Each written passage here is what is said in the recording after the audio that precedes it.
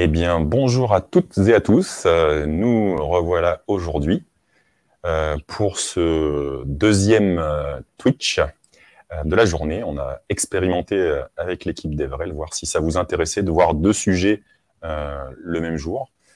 Tout à l'heure, vous avez peut-être vu Sébastien Blanc, qui travaille pour Raven, qui est venu nous faire une petite démo en interaction avec Olivier de chez OVH Cloud. Et on s'est dit que, quitte à montrer un petit peu les gens avec qui on travaille, il se trouve qu'aujourd'hui, on a la chance d'avoir Idriss avec nous. Et je vais de toute façon le laisser se présenter. Idriss, c'est quelqu'un qu'on a croisé à plein d'occasions depuis déjà quelques années. Et bien l'entreprise qu'il a aujourd'hui travaille sur des projets qui concernent plusieurs clouds, c'est intéressant. Et je pense que la genèse même de tout ça va aussi vous intéresser. Et on essaiera de terminer avec une petite démo de manière concrète. Donc, je vais laisser la parole à notre invité. Idriss, je t'en prie. D'où viens-tu? Merci de m'accueillir déjà.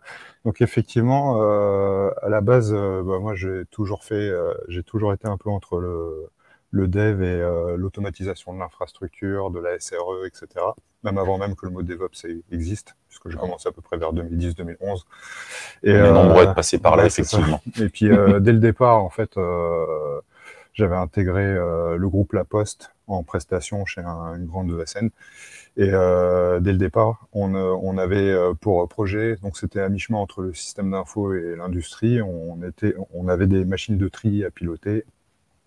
Ah, j'aime bien, moi. Un petit peu de hardware, c'est mon petit dada. Des machines de tri qui font à peu près 3 fois cette taille. Et voilà, des beaux 1000 mètres carrés. Toi, ils ont des petits robots. J'ai vu à Vivatech, ils ont des petits robots avec des roulettes. Ça évolue aussi, hein, la partie matérielle aussi. C'est toujours le même système. Et grosso modo, il y avait différents modèles, des modèles qui étaient construits par Siemens ou d'autres constructeurs industriels. Et il y avait une API TCP propre à chaque type de machine. Et l'idée du projet, c'était de faire une API, déjà à l'époque, une API REST au niveau national sur tous les centres de tri de la France pour pouvoir les regrouper et pour pouvoir aussi un peu les réduire. Voilà. Donc déjà, l'idée de rendre homogène des sources un petit peu Donc dès le départ, on avait cette habitude de programmer avec une API standard et des connecteurs ou des drivers un peu spécifiques sur chaque modèle de machine de tri. Et du coup, dès le départ, on faisait à la fois du dev, mais on faisait aussi la livraison de ce qu'on faisait, on packageait, on faisait les modules Puppet à l'époque pour déployer. Donc c'était assez tôt là-dessus. On travaillait en agile, etc. Donc on était un peu... déjà des problématiques de déploiement, de choses dans le genre. Voilà. Donc sur de l'industriel, c'était assez rare de bosser en agile d'ailleurs. Oui, mais tous les secteurs ont évolué à leur vitesse, bien sûr.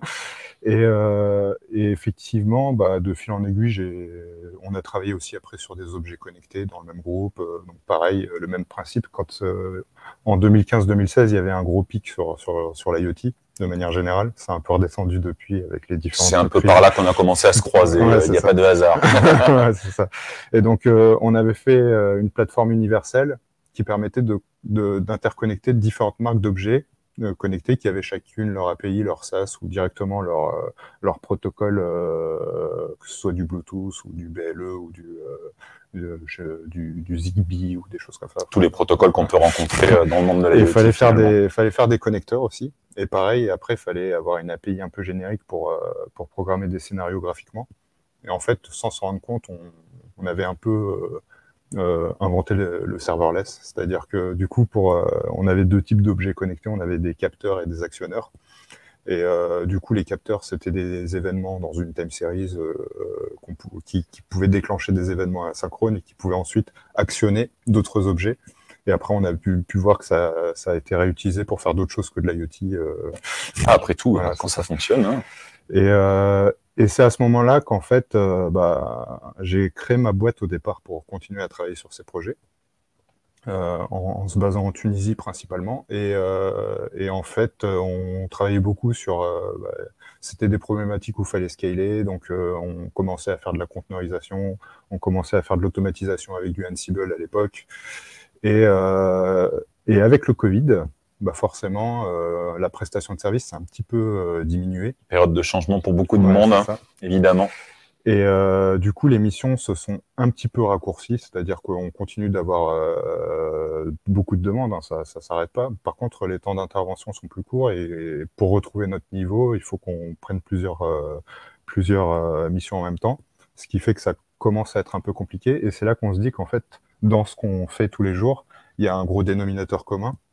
Et c'est ce qui a donné la plateforme en question, c'est que on a apaisé une grosse partie du travail qu'on faisait, à savoir la mise en place du GitOps. Donc, par GitOps, j'entends que l'infrastructure, elle est décrite dans un repo Git, et chaque changement dans ce repo va se répercuter de façon asynchrone en mode pull sur l'infrastructure. Donc, il y a différentes façons tout un workflow à implémenter donc, derrière. il y a différentes écoles. Après, il y a les écoles à la Kubernetes avec du Argo CD, du Flux CD, etc.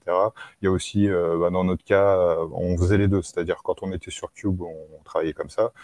Sinon, quand on était sur de l'infra un peu plus traditionnel, avec des machines virtuelles, etc., c'était du Ansible. Mais moi, j'ai toujours essayé de pousser pour qu'on retrouve ce qu'on faisait avant, c'est-à-dire du pool. Et Ansible, à ses débuts, quand ils se sont créés et qu'ils ont pris la place de Puppet, Chef et compagnie, c'était de faire du mode push. C'est-à-dire, ils disaient, on est agentless, parce que Puppet aussi, ça prenait pas mal de temps et il y avait un footprint assez conséquent sur les machines. Mais moi, personnellement, je préférais toujours avoir une seule source de vérité qui était poolée. Et ça me manquait quand j'ai commencé avec Ansible. Donc, du coup, on a compensé avec les runners GitLab qui, eux, ont un footprint microscopique, vraiment, qui permettait de pooler les repos. À chaque event sur les repos, ils le poolent. Et puis, les playbooks sont joués directement sur les machines. Et ça, du coup, c'était beaucoup plus rapide que peut-être. Ah oui, forcément, oui. Oui. Voilà. Et on en a fait un produit qui, à la fois, est self-hostable chez des grands groupes, et à la fois qui est une version SaaS avec des offres qu'on commercialise à des PME, TPE, etc.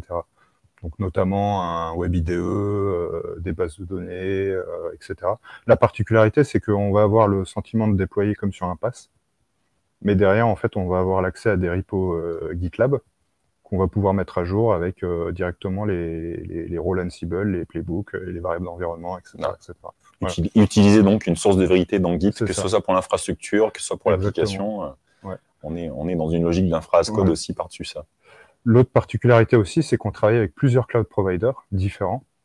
Et ça, c'était quelque chose qui commençait à être un peu gênant dans les équipes, c'était de passer un peu du coq à l'âne, donc entre AWS, GCP, OVH. Avec les spécificités de certains providers qui, effectivement, ont leur façon d'aborder chaque problème technique. Et on a eu aussi pas mal de... du coup, à partir du Covid, on a commencé à se diversifier, à prendre pas mal d'autres clients qui, eux aussi, avaient des soucis là-dessus. C'est-à-dire que, par exemple, ils s'assemblaient sur le cloud qui était obligatoire pour un de leurs clients. Je vais citer un exemple. On a une startup qui fait des objets connectés, qui les vend à plein de grands groupes, mais aussi à des TPE, où, par exemple, ça peut être un fleuriste, une pharmacie, comme ça peut être Huawei, Samsung. D'accord, une belle échelle. Voilà, c'est vaste. L'un de ces grands groupes a dit, moi, je veux absolument que ce soit sur tel gros cloud GAFAM que je vais pas citer. Voilà. Et en fait, ils ont été obligés au départ, avant qu'on récupère le projet, de mettre tout le monde, puisque c'est une appli multi-tenant, des objets connectés qui se synchronisent en WebSocket avec un back-end. Ce back-end-là, il était multi-tenant. Et ils avaient la même installation sur le même cloud provider qui était un des plus chers du marché, qui répondait effectivement au SLA d'un des gros clients, mais qui n'était pas forcément pertinent pour une pharmacie qui a un seul objet. Bien sûr. Voilà, c'est ça. Donc effectivement, au départ, avant même qu'on commence à faire ce produit, on avait commencé à faire une migration de dire on va maintenir 2 cloud providers, un français qui divisait les coûts par 3 à peu près. Et pareil, avec d'autres clients, on a montré que on pouvait faire de l'hybridation, donc avec OVH, avec des clouds internes, etc. Et pour simplifier ça, en fait, il fallait que l'API elle soit universelle et qu'on déploie à peu près de la même façon partout. On revient sur cette passion qui t'anime depuis le début, d'avoir une approche unique, suivant les outils techniques qui sont à portée de main. Oui. Et pour en revenir à l'anecdote que je racontais au début avec les machines de tri et les objets connectés, c'est qu'on a un petit peu utilisé les mêmes patterns, c'est-à-dire qu'on a considéré que les cloud providers, c'était comme des machines de tri ou des objets connectés. Fallait faire une interface standard de driver et de dire pour chaque cloud provider, je vais implémenter le driver correspondant. Donc on a découpé ça en les fonctions les plus atomiques possibles. Je peux te donner un exemple, c'est que quand on déploie un service, généralement on va déployer du compute, on va aussi enregistrer des zones DNS pour le rendre accessible sur Internet. On va potentiellement faire du storage pour faire des sauvegardes, etc. Bah, on a vraiment fait des méthodes génériques pour tout ça. Et après, il suffisait à chacun d'implémenter les drivers par rapport aux API spécifiques des cloud providers. Je rentrerai un peu dans le détail un peu plus tard. Avec grand plaisir. Mais voilà. Toujours cette idée d'avoir une API qui permette d'agir finalement sur des briques qui, elles, sont universelles en tant que concept, mais qui, forcément, en tant qu'implémentation, ont parfois des variations. Tout à fait. Voilà. Je ne sais pas si tu... Écoute, si tu as déjà... je pense que là, on peut peut-être commencer à montrer un petit peu ce que tu fais donc, avec Comwork. Je te laisse présenter un petit peu ça, oui. Ouais, tout à fait. Donc là, ici, on a le software, donc le front-end de notre API. Ce qu'il faut savoir, c'est que je vais l'afficher à côté, mais on a aussi l'API qui peut directement être consommée avec... donc on a le Swagger, mais on a aussi de la documentation, des wikis qui donnent des use cases, etc., qu'on peut directement consommer dans du scripting, etc. On a aussi fait une CLI en Go qui permet de refaire absolument tout ce que je vais faire graphiquement. Par la suite, on peut le refaire aussi avec cette CLI. Et par la suite, on va faire un provider Terraform par-dessus cette CLI. Voilà. Mais c'est complet, c'est merveilleux. L'idée, c'est qu'on aura le même provider Terraform, quel que soit le cloud provider, ça sera la même chose. Voilà. Et du coup, on a plusieurs versions de ce software. Donc ça, c'est la version SaaS en production, dans laquelle on va retrouver les deux cloud providers qu'on propose aujourd'hui. Peut-être on va se diversifier, mais en SaaS. On va avoir des clients qui, eux, vont sur demande charger d'autres drivers. Par exemple, on a un client qui est à la fois sur AWS Scaleway, d'autres qui sont sur OVH et sur de l'Outscale, etc. Enfin, on peut vraiment modulariser à la demande, à la carte, l'instance qu'on veut charger. Petite remarque au passage, vous l'avez peut-être pas vu, mais quand Idriss s'est connecté, il y a bien entendu la double authentification, puisqu'il y a une clé physique qui lui a permis de s'authentifier. Je peux le refaire un peu plus longtemps. Non, c'était juste pour le... Et puis je peux aussi m'authentifier avec une appli. Voilà. En ETP ou les choses comme ça. Je vais revenir en arrière. Tac. Hop, donc là je me suis connecté. Il y a aussi une version SaaS pour la Tunisie, dans laquelle il n'y a que OVH, et je vais m'attarder dessus 2 secondes. OVH aujourd'hui, c'est le seul cloud international qui accepte des devises africaines. Voilà. Donc ça, c'est. Je viens d'apprendre quelque chose. C'est intéressant à savoir. Donc typiquement, nous, au départ, donc on est basé à Tunis. C'est une boîte franco-tunisienne, mais l'essentiel de notre marché, c'était en Union européenne. Notamment, et alors que le marché existe aussi en Tunisie, il y a des banques en ligne qui commencent à apparaître, c'est en train de se digitaliser un peu partout. J'aime bien le mot digitaliser, ça va faire... Si Aurélie nous regarde... numériser, pardon. Je lui dirai après, Aurélie, en Tunisie, ils le disent beaucoup aussi. Bon, ça passe alors, ça va. Mais voilà, c'est pour les mêmes raisons, ça va bien sûr. Mais du coup, il y a un marché et pourtant, ils sont toujours contraints de faire du bar métal et des choses comme ça. Et jusqu'à présent, le seul gros cloud international qui était présent en Tunisie, jusqu'à aujourd'hui, c'est OVH. Donc, il n'y en a pas d'autres. Voilà, c'est vraiment le seul truc international qu'on a. Et du coup, ça a permis qu'on fasse une instance dédiée aux Tunisiens, aux sociétés tunisiennes qui peuvent payer qu'en dinars tunisiens, d'avoir le même niveau de service, mais avec le seul cloud provider qui va accepter d'être payé en dinars. Voilà. OK. Donc, je reprends la version SaaS européenne, on va dire. Et du coup, comment ça fonctionne? Je vais faire la petite démo. On commence par créer des projets. Donc, par exemple, là, je vais l'appeler Live OVH. Allons-y. Soyons fous. Ouais, c'est ça. Ce qui va se passer, c'est que si je vais sur le projet, en fait, il y a un repo GitLab qui a été créé. D'accord. Puisque tu nous as dit que tout était basé sur les changements qui intervenaient dans le repository Git. Exactement. Donc, il est vide au début. Et après, on va choisir... alors, je vais fermer la version tunisienne pour pas m'embrouiller. Bon, je l'ai mis en dark mode pour les différencier, les deux. N'hésitez pas à nous faire des commentaires si c'est un peu trop juste en visibilité. Ouais, Et posez bien entendu toutes vos questions au fur et à mesure. Je peux passer en light mode si vous préférez. Vous nous dites. Donc voilà, je vais repasser en dark mode. Et du coup, pour déployer, alors là, on a plusieurs façons de déployer, mais on a déjà les services tout prêts qui sont catalogués ici. Et par exemple, on va tester le Web IDE. Allons-y. Donc, je vais l'appeler codeur Idriss. Tac. On va prendre la plus petite. On va aller sur Gravelines. J'ai l'impression, c'est peut-être psychologique, mais que les temps de réponse de Gravelines sont un peu plus rapides que Strasbourg en termes d'API. Mais j'ai pas mesuré après, donc j'ai pas de métrique, donc c'est qu'une impression. Ça dépend peut-être de où on est situé en termes de réseau et ainsi de suite, effectivement. Voilà. Bon, après, les deux marchent. Le temps que ça provisionne, parce qu'il y en a pour une petite dizaine de minutes avec OVH, je vais montrer un peu l'administration aussi. Donc là, voilà, je vais retourner sur le projet d'abord. Et ce qu'on va pouvoir observer, c'est que le repo qui était vide s'est rempli avec des rôles Ansible, un playbook Ansible qui orchestre tous ces rôles, voilà, dans un certain ordre, et des variables d'environnement qui, par défaut, sont écrites directement dans Git parce qu'il n'y a personne qui a accès.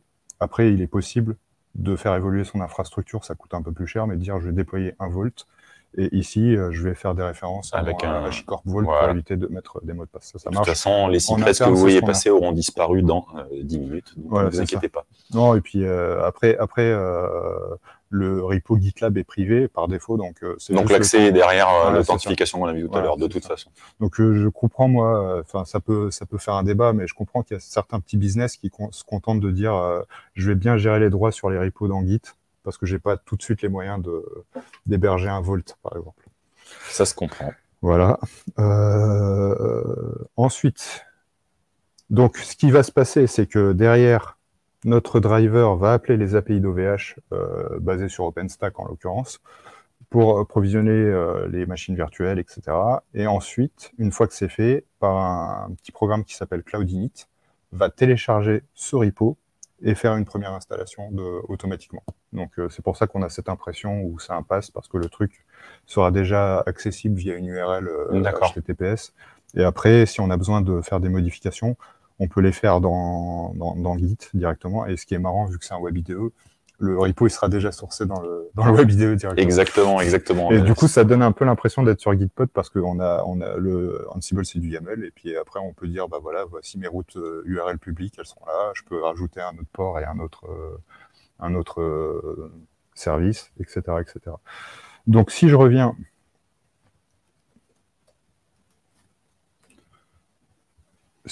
sur l'interface, donc il est toujours en starting. Je vais montrer un petit peu l'administration, le temps que ça déploie. Il est possible de créer ses propres environnements quand on est administrateur de l'instance. Donc forcément, dans la version SaaS, à part Comwork, il n'y a pas d'administrateur. Par contre, nos clients qui ont des versions self-hostées, eux, ils vont pas forcément déployer les mêmes services que nous, ils n'ont pas les mêmes besoins, etc. Bien entendu. Je parlais par exemple de la petite société qui fait des objets connectés. Bah, c'est nous qui l'avons fait en prestation, mais on a fait les rôles de déploiement spécifiques à leurs applications, pour d'autres comptes aussi. Et ils peuvent les maintenir ici. Et ce qui se passe, par exemple, je prends Portainer, qui est une solution pour faire du conteneur as a service, c'est qu'on a une interface qui permet de définir ce que c'est qu'un rôle, de templétiser en fait, de templétiser les playbooks d'installation. Donc on lui dit, voici tous les rôles qui sont disponibles dans notre bibliothèque. Dans le futur, et j'ai déjà discuté un peu avec Red Hat pendant Vivatech, on va peut-être faire un pairing avec Ansible Galaxy, je crois que ça s'appelle comme ça. Si je me souviens bien, c'est le hub de rôle déjà tout prêt. Pour présenter déjà des briques déjà préparées. Parce que ça, en gros, c'est nos repos Git. Donc on va pouvoir permettre aussi aux gens de rajouter des repos Git où ils ont leur propre rôle. Un peu le même principe que R2 DevOps, mais pas pour des pipelines. D'accord. Oui. Plutôt pour le déploiement. Mais pour le déploiement. Eux, ils sont avant, nous, on est après. Voilà. Il y a peut-être quelque chose là. C'est ça. Et effectivement, de dire, bah, il y a plusieurs hubs de rôles déjà génériques tout prêts, servez-vous et composez votre offre en fonction de ça. On commence par le le haut niveau jusqu'au bas niveau. Par exemple, on va vraiment installer les firewalls TCP, sécuriser la configuration SSH pour pouvoir qu'on puisse se connecter avec des mots de passe, les droits, les users, etc. Enfin, toute l'infrastructure, il n'y a rien qui est installé à la main sur les machines. Ça, c'est dans notre philosophie. On fait rien à la main. Ça casserait cette source de vérité initiale. S'il manque quelque chose, on rajoute un rôle. Oui. Et après, on a un template du fichier de variables qu'on injecte à l'installation du playbook. Oui, et on a un template de documentation aussi, de dire, bah voilà, pour vous connecter la première fois. Donc il y a un markdown aussi dans le repo pour dire une sorte de readme qui est également templatisé. Toujours une bonne idée d'avoir une bonne documentation. Ouais, c'est ça. Et donc par exemple, là, on voit que les variables qui vont changer, une fois que c'est provisionné, ça va être l'URL dynamique qui est créé, etc., etc. Donc ça permet voilà, de définir, de rajouter autant de rôles qu'on veut. On peut rajouter aussi des sous-domaines automatiquement, de dire il faut... j'ai 3 conteneurs sur ce service, les 3 conteneurs ils ont besoin d'une URL publique, donc je peux définir 3 sous-domaines dynamiquement, ça va se faire tout seul. Et je vais retourner là pour voir où ça en est. Mais je pense que j'en profite pour te transmettre les commentaires qu'on voit passer. On a eu une très belle plateforme, donc je ne peux qu'approuver. Merci beaucoup. Visiblement, ça plaît. On essaye de faire attention au front, même si on n'est pas des front-end développeurs. Mais écoute, jusque-là, en tout cas, ça a l'air plutôt agréable et propre en tant qu'expérience utilisateur. En tout cas, c'est très cohérent. Là, ce qu'on peut voir... Bah merci, en tout cas. Ce qu'on peut voir, c'est qu'il y a une IP flottante qui a été réservée, donc le truc, il avance. Je vais me permettre d'aller sur OVH directement pour montrer comment ça fonctionne avec le KVM. Écoute, je t'en prie. Fais comme chez nous. Alors, bien évidemment, les clients en SaaS ne peuvent pas voir ce qui se passe sur notre OVH, sur notre compte OVH. C'est lié à tes capacités.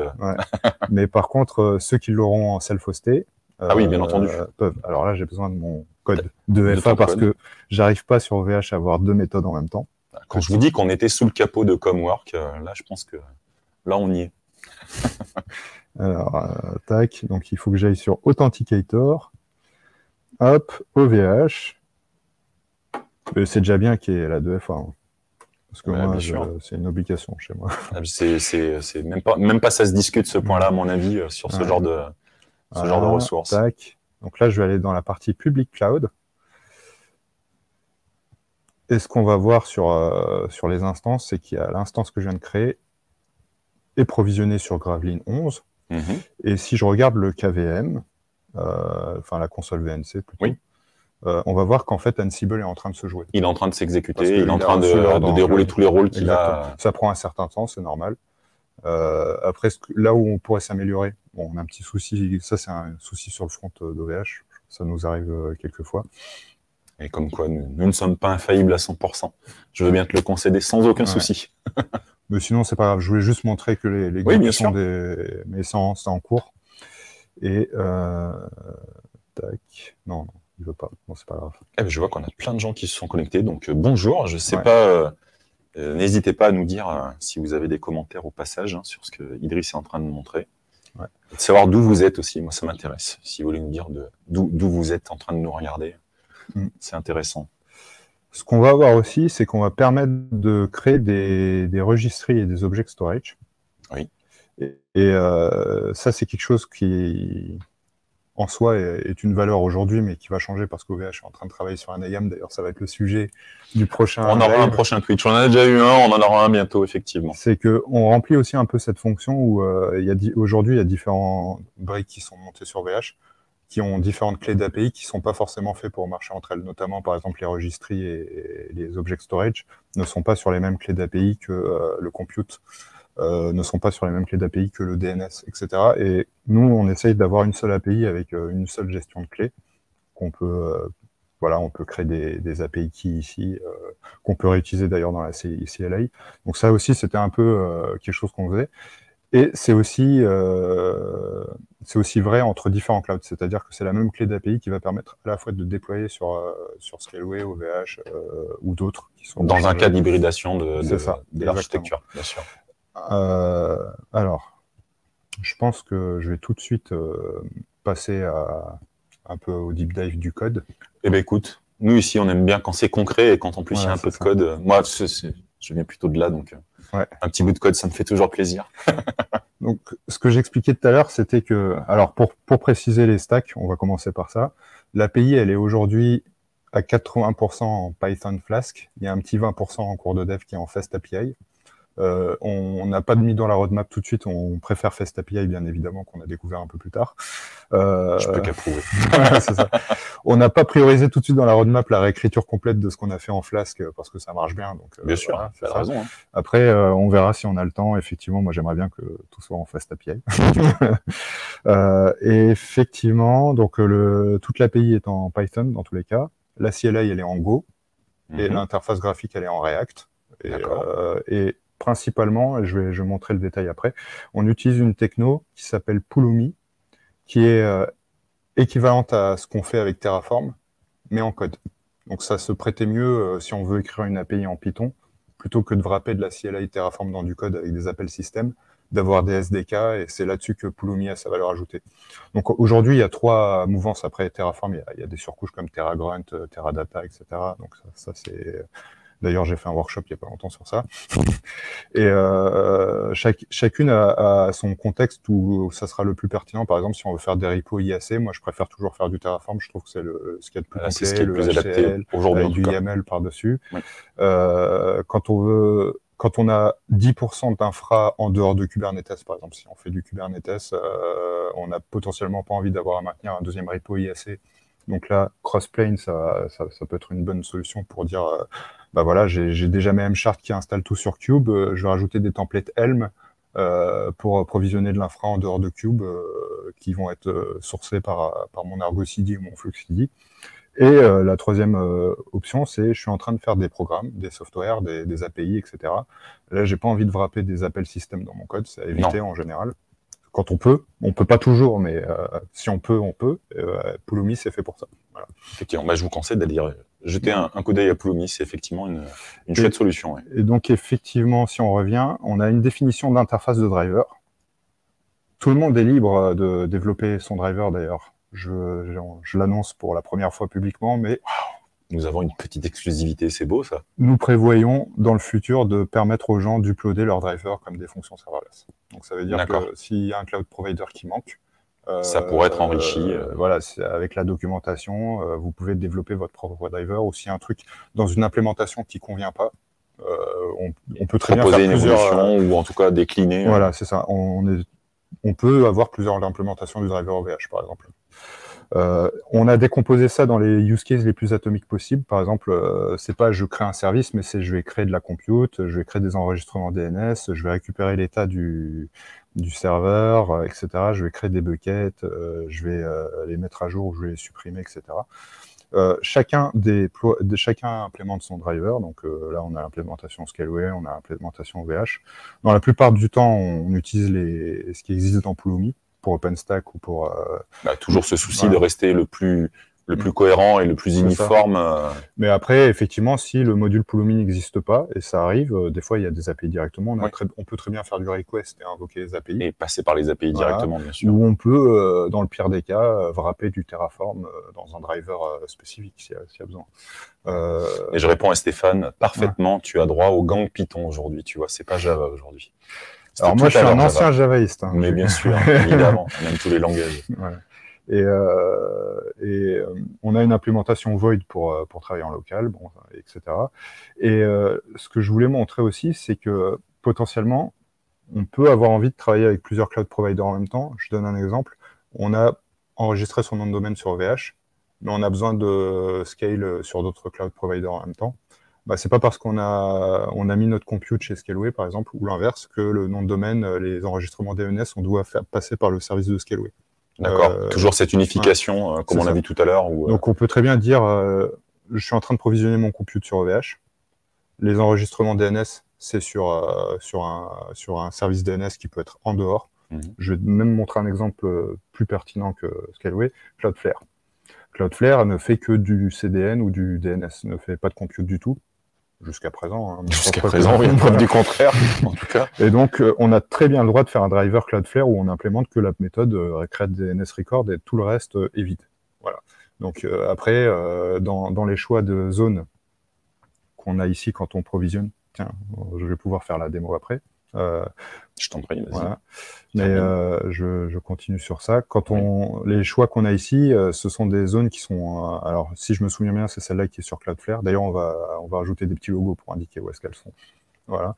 Et du coup, on peut très bien dire je déploie sur OVH et les enregistrements DNS c'est sur Cloudflare, c'est sur Route 53 sur Amazon, etc. Oui. etc. Pareil, on peut dire que les object storage, ils peuvent être sur un cloud, le compute sur un autre cloud, le DNS sur un autre cloud. Voilà. Ça peut être pertinent dans le sens où, bon, je pense qu'on l'a tous vécu une fois, c'est très galère de déplacer un nom de domaine sans perdre ses zones et sans. On promet que les zones ne seront pas perdues, mais c'est pas vrai. Voilà. Donc on a toujours des interruptions de service. On ne sait pas quand, quand on met le code de transfert, on ne sait pas quand est-ce que le transfert sera vraiment effectif.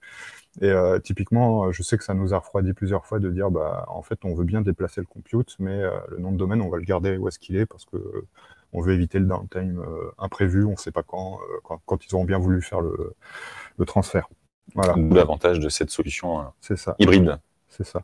Dans le futur, on prévoit c'est déjà commencé les devs d'ailleurs, de faire des environnements K8S. Donc, c'est-à-dire, ce serait la même API, la même ergonomie, la même façon de créer des environnements, sauf qu'à la place de faire des catalogues de rôles Ansible, ça serait des catalogues de Mchart, et on composerait au lieu de composer un playbook, on va composer ce qu'on appelle un umbrella chart qui englobe les autres charts.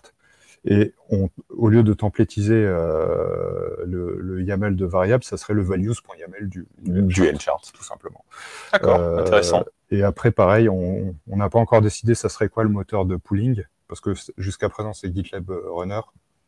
Mais on peut envisager, effectivement. Je pense que ça sera Flux, pour le coup, parce que c'est plus léger, mais on est encore en brainstorming. En essai, en test, bien sûr, bien sûr.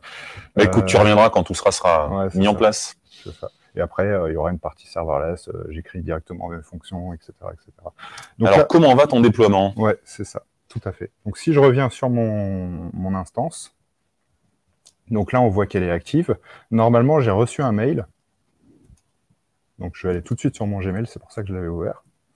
Où j'ai Cloud, j'ai ma nouvelle instance, et on m'a dit c'est quoi le mot de passe que je peux changer. Je vais vous montrer, mais... C'est plutôt une bonne idée. Ouais. Il est généré aléatoirement déjà, c'est l'API qui fait de la génération aléatoire de mots de passe. Mais il a transité par une à un moment donné. Après, il est dans Git, donc si vous avez envie de mettre autre chose, il suffit de pusher dans Git. Voilà. Ça marche. Ça reste simple. Et après, si vous avez envie de faire une référence à un Vault, comme j'ai dit, c'est tout à fait possible. C'est juste qu'il faut être conscient, on le fait pas par défaut parce que forcément, ça va coûter plus cher en infra. Bien sûr. Il n'est pas exclu que dans le futur, on fasse une instance Vault mutualisée avec des droits particuliers où on dirait pour tant d'abonnements en plus, tu as le droit d'utiliser directement on appelle ça le Secret Manager. C'est des services qui existent déjà d'ailleurs dans la plupart des cloud providers. Je pense que OVH, ils en ont un, non? Non, pas encore. Ça approche. Voilà. Et puis, il est tout à fait possible que c'est pas parce qu'il manque des choses comme Workcloud que vous pouvez pas utiliser des fonctions qui sont qui sont ailleurs. Donc les repos, le compute vous appartient, c'est juste qu'on l'accélère, mais ça reste c'est pas un pass.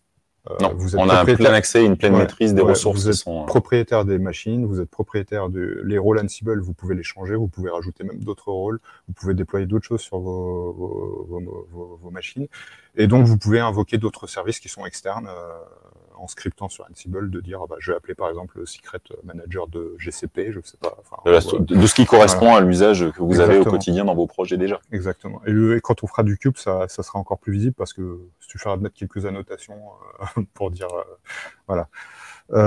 Du coup, pour en revenir là où j'étais, on va ouvrir du coup je dis beaucoup du coup, je sais pas si vous avez remarqué. Je sais pas, on peut faire un sondage si tu veux. Voilà, on en est. Alors j'ai vu coucou Nantes, coucou Paris, coucou Tunis aussi. Donc j'ai mis le mot de passe qui était dans mon mail. Et là j'ai une instance de codeur qui arrive. Alors pour information, on avait commencé ça il y a longtemps, bien avant le projet, je m'étais déjà fait des instances de codeurs en disant Gitpod c'est sympa. On avait commencé presque en même temps que ça commence à cartonner Gitpod. Mais moi, la promesse, pour moi, elle n'était pas totalement tenue dans le sens où j'avais l'impression qu'en fait, je travaillais directement sur un GitLab avec un éditeur de code. Donc, j'ai un YAML. C'est comme si j'avais le GitLab CI.YAML.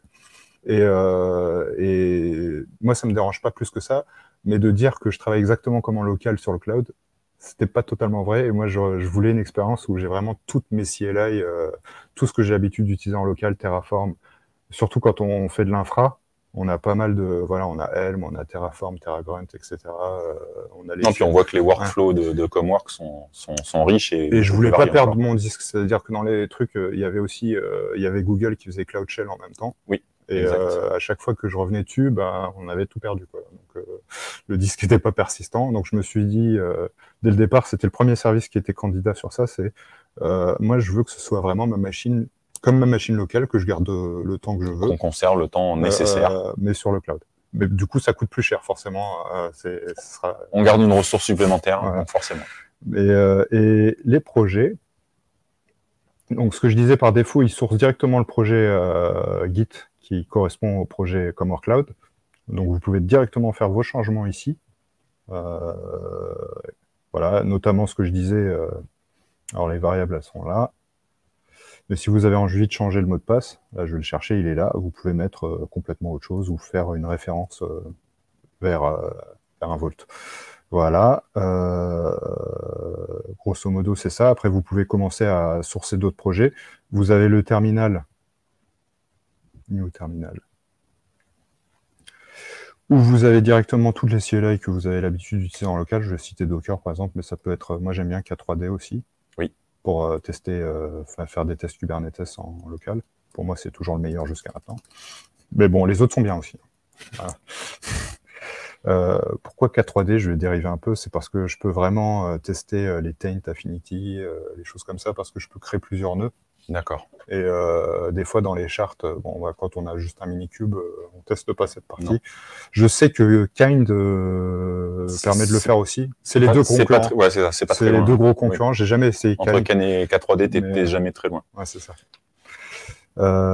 Donc je te signale qu'on te dit que tu vends du rêve avec cette solution et que c'est très attrayant. C'est très gentil. Merci Nidouille. Bah, c'est très gentil Nidouille. Du coup, pareil, ce que je disais, c'est que toute l'infra est pilotée ici. Si j'ai besoin de rajouter des users sur mon Linux, bah, c'est là-dedans. Alors, je l'ai appelé sudo users, mais je crois qu'on va le renommer users parce que ça fait un peu plus que rajouter dans le sudo R, ça crée les utilisateurs aussi. D'accord. Voilà, ceux qui ont accès aux conteneurs. Ensuite, il y a plusieurs façons d'exposer les conteneurs. Par exemple, dans cet environnement-là, j'en ai des plus légers, mais on peut presque faire de l'hébergement. C'est-à-dire...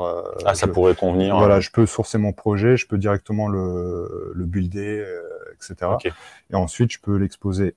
Donc, typiquement, là, j'ai quoi comme conteneur? J'ai juste un codeur. Je pourrais très bien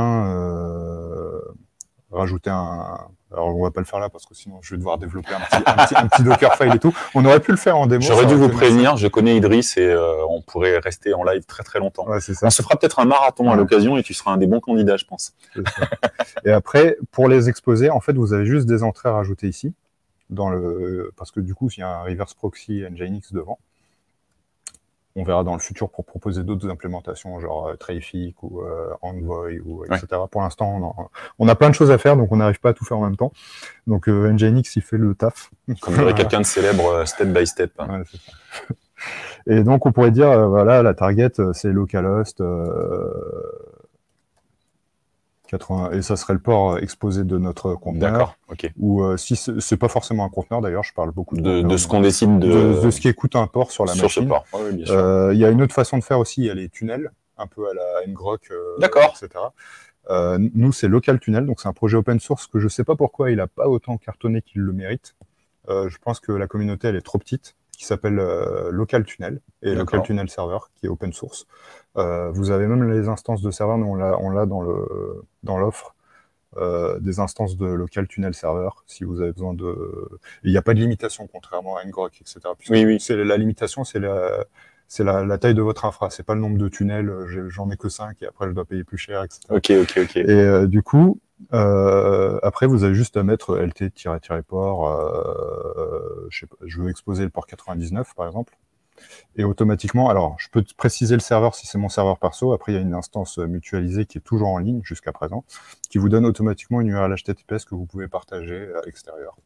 Et ça marche aussi sur votre machine en local. il suffit de faire un npm install lt. Et à partir de là, on peut utiliser. C'est tout. Voilà. Ah, voilà. Bon, il faut avoir Node. Voilà. Je pense que tu as donné des idées à pas mal de gens. Ouais. Et c'est gratuit, open source. Voilà. C'est parfait. C'est encore mieux si c'est open source. Voilà. Est-ce que tu avais un dernier élément que tu souhaitais nous présenter? Pas tant que ça. Après, juste, bon, dans la version SaaS, forcément, il y a tout ce qui est billing, voucher qu'on a implémenté, etc. Bien entendu. Qui s'adapte, donc, toujours la même logique. La version tunisienne, forcément, c'est pas les mêmes prestataires de paiement. Non. Donc, on a essayé de faire le maximum dans notre API pour que derrière, il y ait l'équivalent des drivers qu'on appelle les adapteurs pour les solutions de paiement, par exemple Stripe, Payme, etc., etc. D'accord. Donc, il faut savoir qu'on pense open sourcer cette partie aussi. La partie CLI, elle est déjà open sourcée. Et donc, potentiellement, ça peut être réadapté pour ajouter d'autres prestataires de paiement, d'autres prestataires d'envoi de mail, d'autres, etc., etc. Et voilà. Peut-être on fait un petit dernier tour sur la CLI pour montrer que je peux faire un bucket ls, par exemple, ou instance ls. Donc, je te confirme qu'il n'y a pas que moi qui ai entendu tous les outils que tu viens de nous donner. On a Ugly qui dit merci Idriss, encore un week-end de foutu. Donc je pense qu'il y a des gens qui vont s'amuser avec ce que tu viens de nous citer là. Voilà. Donc là, par exemple, dans la CLI, je vais zoomer un peu peut-être. Bah, j'ai fait un ls et puis je vois mes instances. Après, je peux faire ce que j'aurais fait graphiquement. D'accord. Ce que tu disais tout à l'heure, en fait, il y a tout cet ensemble qui passe par l'API, qui passe par la CLI, qui passe par l'interface graphique, mais derrière, finalement, on retombe sur le même élément. J'ai pas montré comment on travaille, mais typiquement, si je vais sur GitLab, on travaille en mode Kanban avec GitLab. Hein. On aime beaucoup GitLab, mais on va intégrer GitHub aussi. Hein. Dans le futur, c'est aussi dans la roadmap, parce que c'est quand même une grosse part de marché qu'on peut pas ignorer. Bien entendu. Mais GitLab, c'est très bien. On préfère GitLab. Voilà. Et du coup, alors là, je suis pas sur le bon repo. En général, les issues, on les met toujours sur le repo de front pour les centraliser. Alors, je vais taper ici. Voilà, donc on fonctionne en mode Kanban avec des issues, etc. Et en fait, quand on fait une user story, on essaie de faire toujours le front, React et la CLI en même temps. Ça fait partie de la definition of done de... Voilà, comme ça, c'est vraiment prêt quand... Voilà, c'est ça. Donc on essaye de ne pas oublier des features, parce que ça arrivait souvent, c'est-à-dire j'ai fait un truc graphique et je ne le pas. Quand je dis qu'on est sous le capot. Voilà. Alors, -i. Ouais, il faut que je mette -i pour dire l'instance ID, c'est lui. Ah, attends. Alors, je refais instance ls. En fait, je dois prendre l'ID. Oui, c'est ce qui te manquait là. Voilà. Donc, c'est le 375. Et je la supprime. Voilà. Et donc, du coup, là, ce qu'on va voir, c'est que... Côté projet. Là, pour l'instant, j'ai supprimé l'instance, mais si je retourne sur l'interface graphique, elle n'y est plus. Voilà, elle a déjà disparu, et donc elle est en train de se décommissionner sur OVH. Là, si je refais un ls, je la vois plus. Et effectivement, pour taper la CLI, comme on a dit que c'était aussi une solution qu'on pouvait self-hoster, il y a plusieurs, on a une dizaine déjà qui la self-host sur du OVH, sur du Skyway, sur du Amazon. La solution qui leur convient, bien sûr. Et ben, il suffit de faire CWC configure, de dire c'est quel endpoint, c'est quel cloud provider. Et à partir de là, derrière, c'est configuré pour que la CLI puisse agir sur l'installation propre à ce client. Et si vous n'êtes pas connecté, il va vous demander une clé d'API. Et puis du coup, voilà. La CLI est sur Brew, donc vous pouvez faire Brew install, vous pouvez rajouter le repo, tout est dans la documentation. Sinon, il y a un tar GZ, et comme c'est du Go, ça marche partout. Voilà, ça marche partout. C'est l'avantage. C'est pour ça qu'on l'a fait en Go. C'est le premier projet en Go qu'on a fait. Effectivement, on commence à bien aimer ce langage aussi. D'accord. On n'est pas aussi poussé que certains comme Philippe Charrière ou Aurélie ou. Non, mais c'est déjà très complet ce que tu nous as montré. Voilà. Je pense que j'ai fait le tour pour cette première version. Après, on fera des annonces. Là, par exemple, j'ai pas encore parlé de ça, mais on commence aussi à avoir des modèles de langage qu'on commence à héberger pour faire parce qu'on a des commandes qui nous disent qui ont ce besoin aujourd'hui. Et dans le futur, on anticipe peut-être de déployer, et pareil, même principe, un driver qui interface un modèle de langage pour que ce soit directement accessible dans une API comme une fonction serverless. Mais ça coûte un peu cher en l'état actuel des choses. C'est ça. Parce que les modèles sont encore trop gros, mais ça avance très vite. Et on voit déjà qu'aujourd'hui, en termes de taille, en très peu de temps, ils ont été réduits beaucoup, quoi, en termes de tokens, etc. Donc, je crois que là, la meilleure chose à faire, c'est de suivre depuis le site les différentes annonces de Comwork et puis on a un Slack et un Discord. On a les deux. Très bien. C'est sur indiqué sur le site. Ouais, c'est ça. Donc, n'hésitez pas à aller sur le site pour aller voir le Slack. On a essayé d'en avoir qu'un, mais on a eu 50-50. Le sondage était moitié-moitié. C'est ça. Là, il a fallu. Voilà. Bon, bah écoute, je pense que tu as effectivement fait le tour. Je te remercie parce que c'est ce qu'on aime bien ici. Voilà, on va tous repartir avec des trucs à essayer. Les nuits vont être courtes. On est comme Hugues. On te remercie. Pour toutes les idées de ce qu'on va pouvoir essayer. J'espère que je n'ai raté aucune question au passage. Voilà, si vous avez des questions, comme vous le signale Olivier à la régie, que je remercie au passage. Si vous avez des questions, n'hésitez pas. Et puis, je pense que Idriss est assez facilement joignable. N'hésitez pas à lui poser des questions. Comme vous avez pu le voir, il est ouvert à pas mal de sujets. Donc, je pense que vous allez repartir avec plus de choses à faire chez vous une fois que vous lui aurez posé vos questions, mais c'est ce qui est magique. C'est moins pire que les lives de où là carrément c'est la carte bleue qui chauffe. Voilà, il y a des cas où ça peut être plus difficile. En ce qui nous concerne sur la chaîne de OVH, on va se retrouver la semaine prochaine, jeudi 29, où on aura un Twitch au sujet de l'IAM d'OVH, où on aura Nicolas Fournier, qui fait partie de l'équipe qui développe cette partie, ce produit-là. Et on essaiera de vous présenter les dernières avancées sur le sujet, notamment l'arrivée du provider Terraform. Et nous, on va devoir s'adapter, sûrement. Alors, nous avons une question de Nidouille qui te demande « Pas d'offre d'essai avec un crédit ?» Point d'interrogation. Alors, si, on peut. Et on a implémenté les vouchers. Donc, si tu veux un crédit, je serais ravi de t'en communiquer un en message privé sur Twitter. Ouais. Donc, il suffit de te contacter. Le plus simple, c'est de te contacter. Il y aura un quota, forcément. Non, mais bien sûr. On n'a rien prévu comptablement. Mais si on est une start-up, voilà, on n'a pas de comptable, on n'a pas de contrôle de gestion qui nous dit vous dépassez pas de temps. On n'est pas encore assez gros pour ça. Je comprends bien qu'il faut que ça reste raisonnable, mais le plus simple, c'est de te contacter sur Twitter. Ou sur Slack ou sur Discord. Voilà.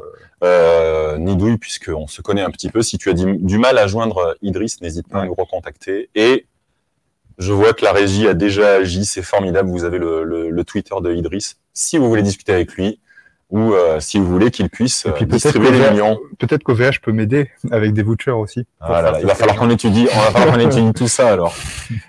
Donc voilà, hop, que je ne perde pas le bas du chat. Ah, et Nidouille qui dit, il sait que ça fera un sujet de stream pour moi. Mais c'est une bonne idée, je trouve. Je pense que ça va faire des discussions après qui seront sympathiques. Donc voilà, je vous remercie toutes et tous pour votre présence, votre interaction sur le chat, c'est toujours appréciable. Merci. Je transmets toutes les belles choses que vous avez écrites pour Idriss. Voilà, on vous envoie plein de cœurs évidemment. Voilà. Et sur ce, je vais vous souhaiter une bonne fin de journée et à la semaine prochaine. Au revoir.